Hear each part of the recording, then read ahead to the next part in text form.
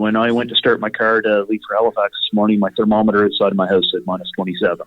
Ooh, I'm glad I don't live with you. Whether my thermometer's right or not, it was a chilly start. Had a hard time starting my car this morning, but it is winter. It's in the Maritime, so we've been pretty lucky this winter so far. But just bears in mind, everybody to stay warm and obviously protect your skin if you're outside today.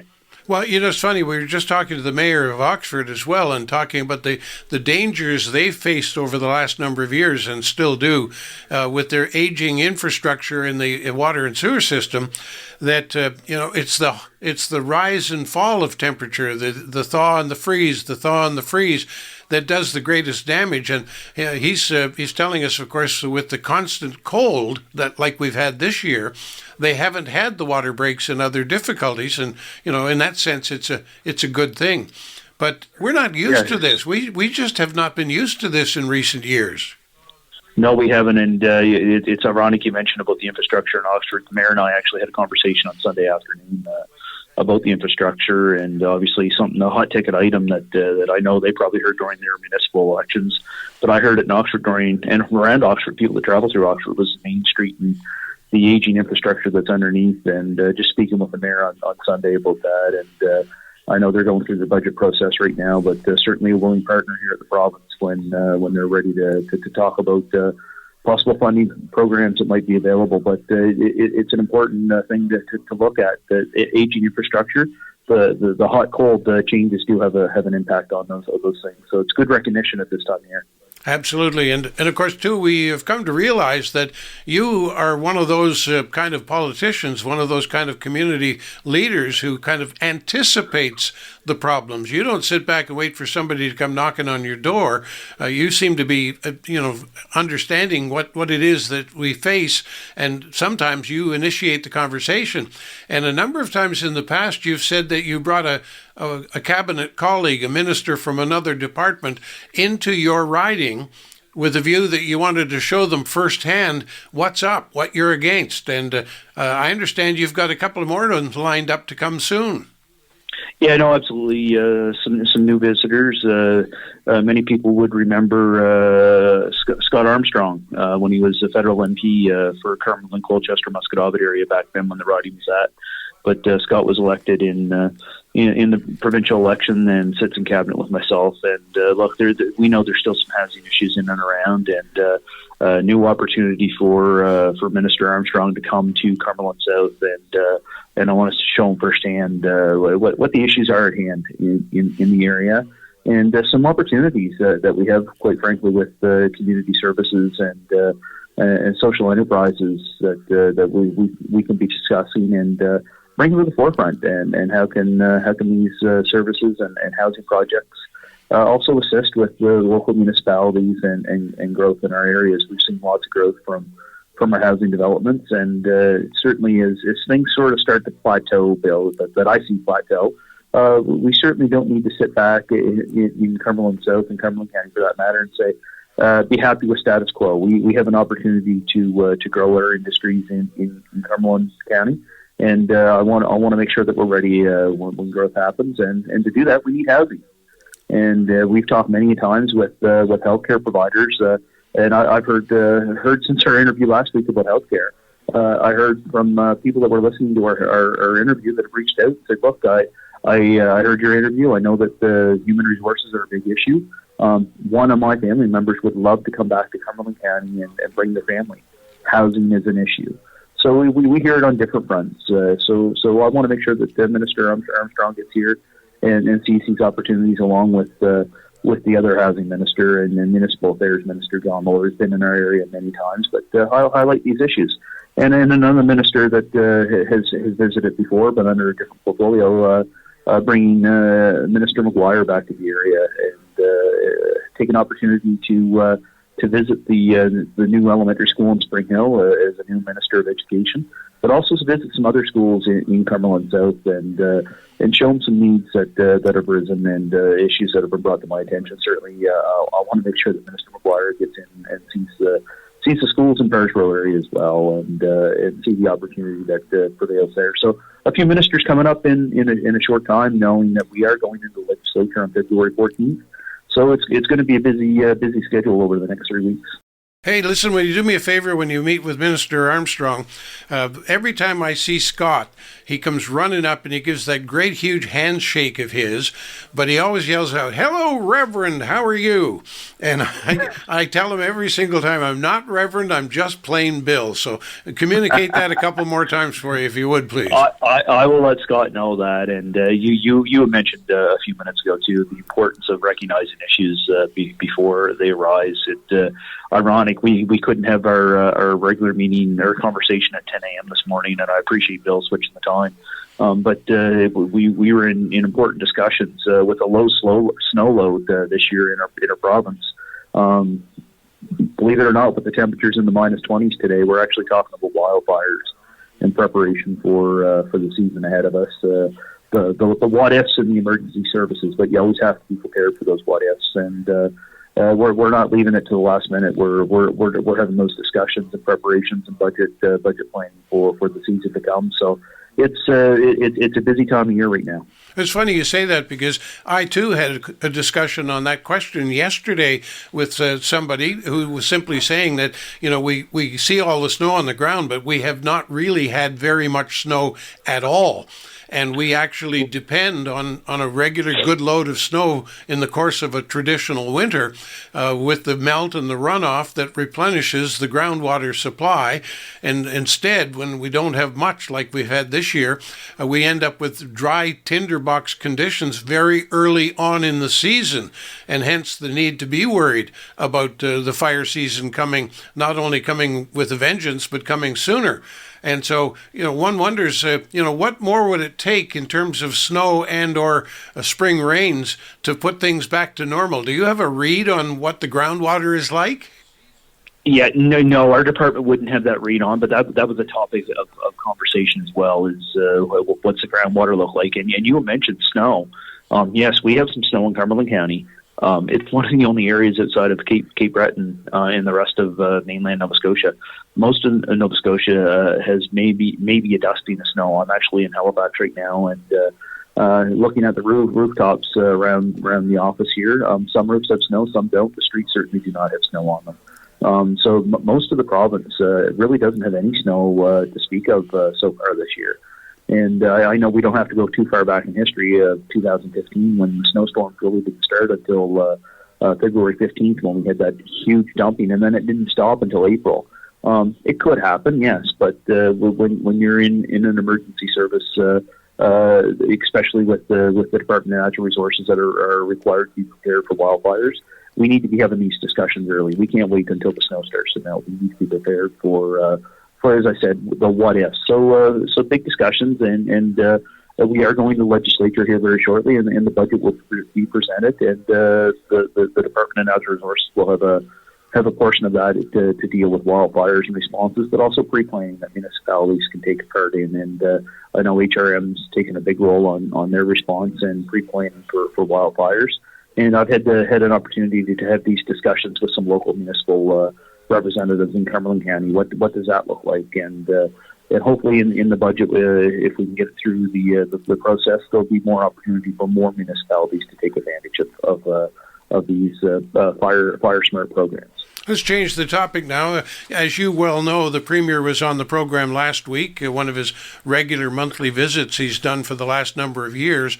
And in that program, he talked about your close personal friend, Donald Trump. And sorry about that. I couldn't hold back. I didn't laugh, Bill. I know you didn't laugh, but I couldn't hold it back. But he talked about the President Trump and his ridiculous commitment to horrific tariffs on goods and services coming in from Canada and other places into the U.S. He seems to think that that's going to fill the coffers for the United States Treasury, but of course he doesn't understand that the people who import those goods simply tack on that tax into the price that they sell it for, and so the people in the United States are going to suffer. And then if we start doing the same thing in reverse, we suffer. It's just a ridiculous thing.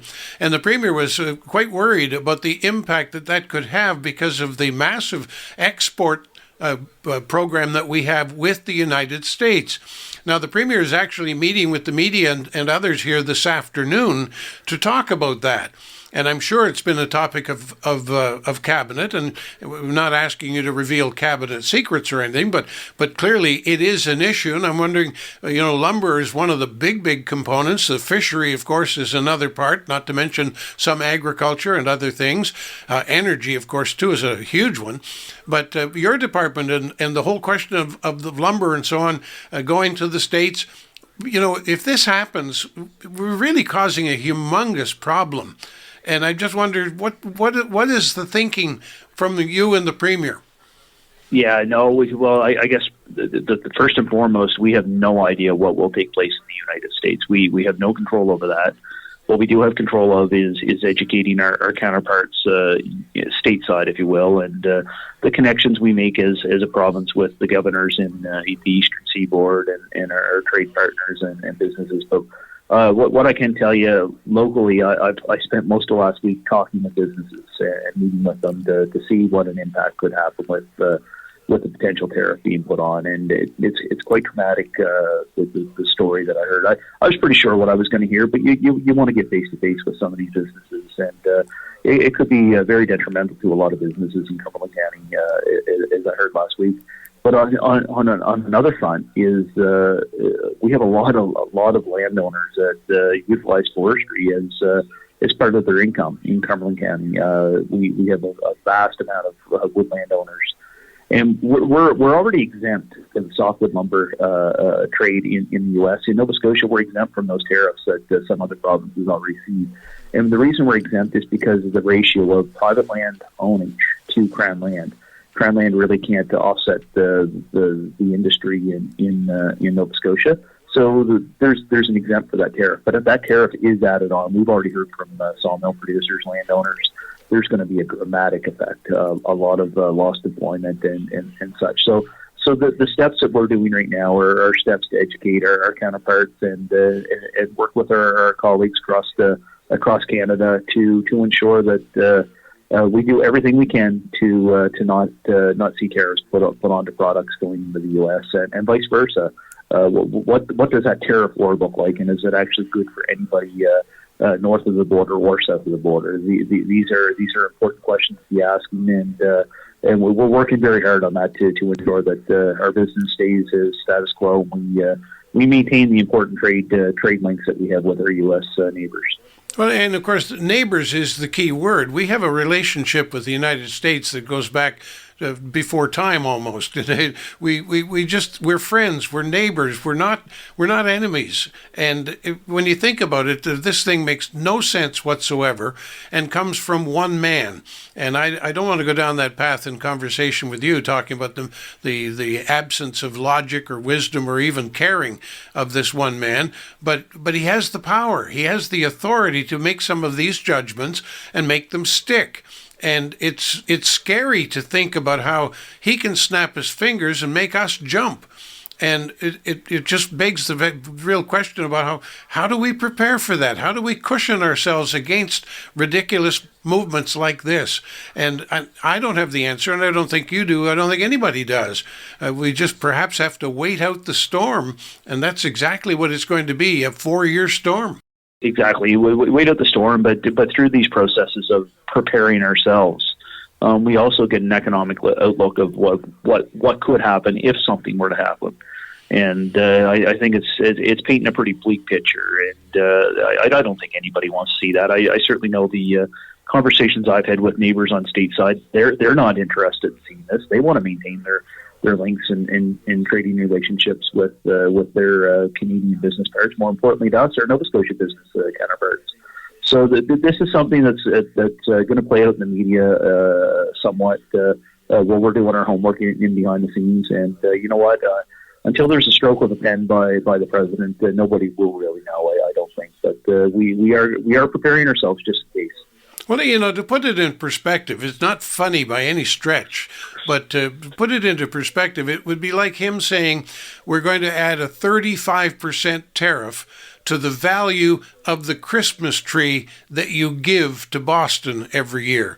If the Americans could look at it in that way, the people could look at it in that way, say, just imagine sticking a 35% tax on a gift at Christmas.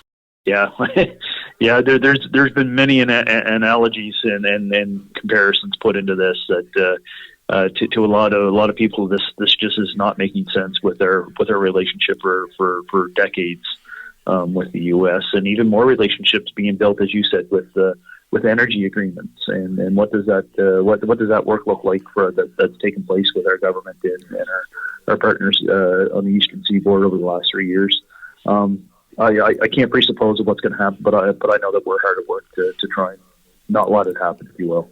You know, I came into the program this morning, I was all bouncing in. The cold got me, but I could think of all kinds of funny things to say about the cold.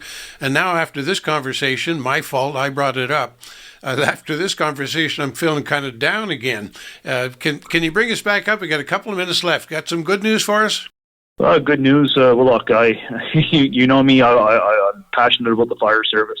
Getting an opportunity this weekend to go visit my old fire station. It's the Oxford Fire Department banquet this weekend. I'm going to miss the Spring Hill banquet, but looking forward to getting back into the fire station and seeing some of my old colleagues. That's a bit of a bounce for me, Bill. I know you're involved with the fire service too, and some excitement. But look, it may be a cold, bleak day today, but I know the temperature is going to be rising for the weekend, and we always have the weekend to look forward to. And don't let things get you down, Bill. It's a big message, and especially today is Mental Health Awareness Day, and a message I carry every year. It's not just one day that you should be talking about this. It's every single day that you don't have to go through things alone. There are people out there, and Bill, just this conversation, you and I are there for people, and it just a quick message in our last few seconds.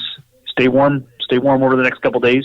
Stay safe, and we'll talk next week. Now, just before you go, very quickly, we have a couple of things on the fire service. One, I actually retired from the service at the end of 2024.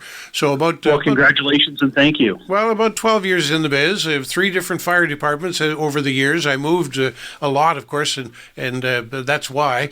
But I finally said thank you to the fire service for having me, for number one.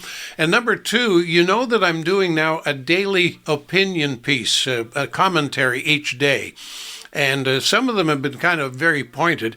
I just want to give you a heads up that today I'm going to be talking about the fire service. And I do the opinion piece, of course, every day at noon. It gets repeated at 6 p.m. and again at midnight. So if you get a chance, I would appreciate you listening in. I think it'll be of interest to you with your interest in the fire service, and that you give me some feedback. I'd appreciate it.